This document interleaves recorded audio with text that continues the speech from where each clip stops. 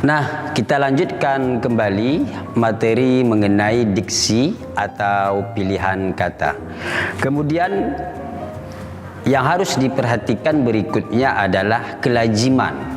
Nah, jadi kelaziman itu kata lainnya adalah kepatutan. Jadi di dalam sebuah karangan jangan digunakan ungkapan frasa serta kata-kata yang tidak cocok atau patut atau tidak lazim. Nah, contoh kata seperti anjing makan tidak bisa diganti dengan anjing bersantap. Nah, itu adalah kelaziman. Walaupun kata makan bersinonim dengan kata bersantap. Kemudian kata mati umpamanya dengan kata meninggal.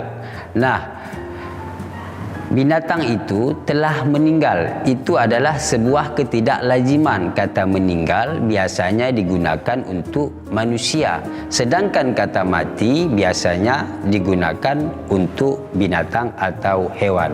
Nah, kelaziman ini harus diperhatikan sedemikian rupa sehingga pemilihan kata benar-benar cocok atau patut yang disebut dengan kelaziman. Nah, kemudian pilihan kata juga harus memperhatikan kebenaran atau benar. Nah, benar maksudnya di sini yaitu harus mempunyai bentuk yang sesuai dengan kaidah-kaidah yang berlaku di dalam bahasa Indonesia. Nah, contohnya seperti kata pengrusak rumah berubah rencana adalah contoh yang tidak benar. Jadi yang benar adalah perusak rumah mengubah rencana. Ini berkaitan dengan afiksasinya atau kata yang menyambungkan dalam prefiks maupun sunfiks juga harus diperhatikan. Nah, kemudian yang kedua, pilihan kata sesuai dengan kaidah makna kata. Nah, jadi dalam makna kata itu ada yang disebut dengan makna denotatif dan ada juga yang disebut dengan makna asosiatif. Jadi dalam pemilihan kata atau diksi harus memperhatikan makna dasar kata yang bersangkutan. Jadi kesulitannya adalah orang tidak dapat lagi membedakan makna kata dasar dan makna kata yang telah mengalami perjalanan sejarah atau pengalaman pribadi dan perbedaan perasaan atau juga perbedaan lingkungan serta perbedaan tujuan dan perbedaan nilai-nilai makna serta perbedaan profesi. Nah, kemudian mengenai makna tadi seperti yang saya sebutkan, ada yang disebut dengan makna denotatif dan ada pula yang disebut dengan makna asosiatif.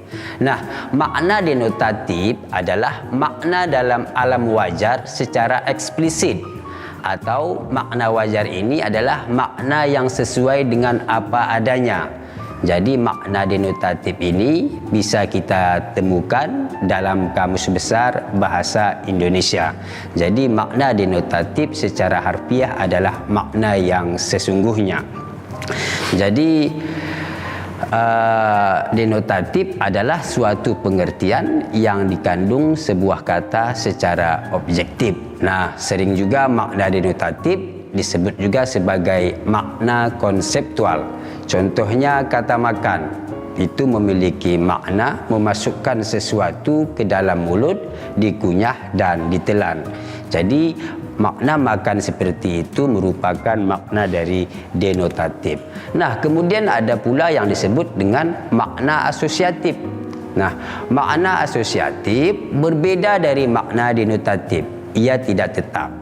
Jadi sesuai dengan peruntukan kalimatnya. Contoh seperti kata kamar kecil mengacu kepada makna denotatif, itu kalau makna yang sesungguhnya adalah kamar yang berukuran kecil.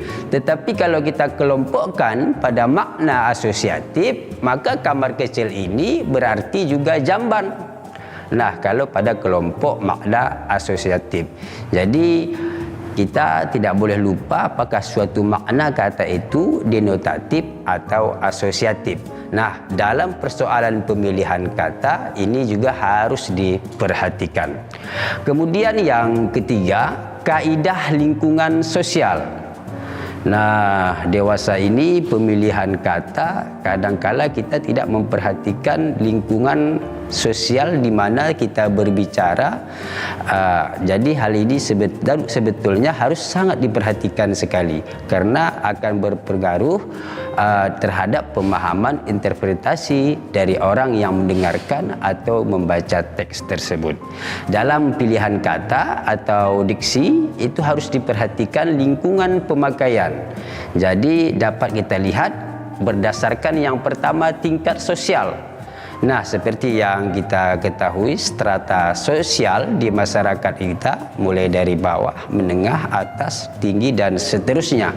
Jadi tingkat sosial itu mempengaruhi kadangkala pemilihan kata dalam menyampaikan ide atau gagasan. Mungkin untuk tingkat sosial di masyarakat yang bawah itu berbeda dengan tingkat sosial yang di masyarakat akademik.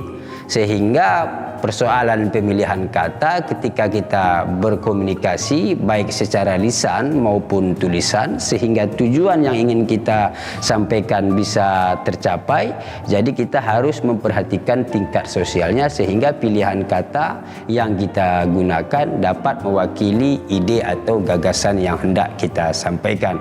Kemudian kaidah yang kedua yakni daerah atau geografi. Jadi ini juga harus diperhatikan. Kemudian yang ketiga, formal dan non formal. Nah, dalam persoalan pemilihan kata atau diksi kita harus melihat situasi dan kondisinya juga. Nah, ada nuansa formal dan ada juga nuansa non formal.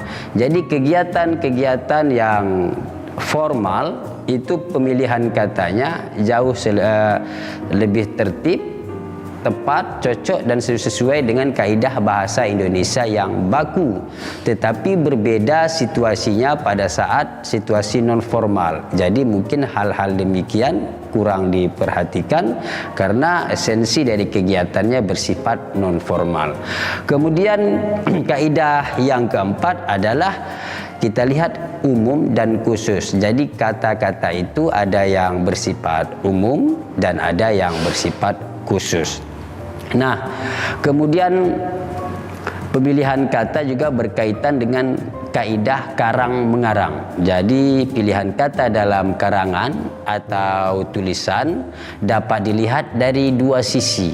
Karena berdasarkan karangan ada dua hal jenis karangan. Yang pertama disebut dengan karangan ilmiah dan yang kedua disebut dengan karangan non ilmiah. Nah, dalam karangan ilmiah, pilihan kata dalam karangan ilmiah mengikuti pola penulisan yang baku dan sesuai dengan sistematika yang baku. Artinya pilihan kata yang digunakan dalam karangan ilmiah itu yang pertama harus baku, arti baku sesuai dengan Kamus Besar Bahasa Indonesia, tidak boleh kata yang digunakan kata yang non baku. Nah, kemudian pada karangan non ilmiah, pilihan kata dalam karangan non ilmiah tidak terikat oleh ketentuan seperti karangan ilmiah di atas. Nah, jadi ada perbedaan antara pilihan kata dalam karangan ilmiah dengan karangan non ilmiah. Nah, mungkin bisa kita lihat contohnya seperti karangan ilmiah dalam penulisan jurnal atau penelitian lainnya. Biasanya pilihan kata yang digunakan dalam tulisan-tulisan jurnal atau penelitian lainnya itu kata-kata yang dihadirkan atau kata-kata yang dipilih. Yang pertama itu harus baku, arti kata baku sesuai dengan kaidah bahasa Indonesia. Kemudian sistematikanya telah ditentukan sedemikian rupa. Nah, sedangkan pada karangan non ilmiah, contoh seperti buku bacaan novel, puisi, dan drama. Nah, ini berbeda dengan karangan ilmiah tadi.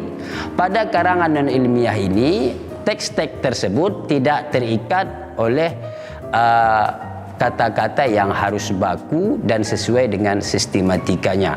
Nah, untuk itu harus diperhatikan pula pada kaedah karang-mengarang, di mana pemilihan kata dalam konteks karangan ilmiah dan karangan non-ilmiah itu sangat berbeda.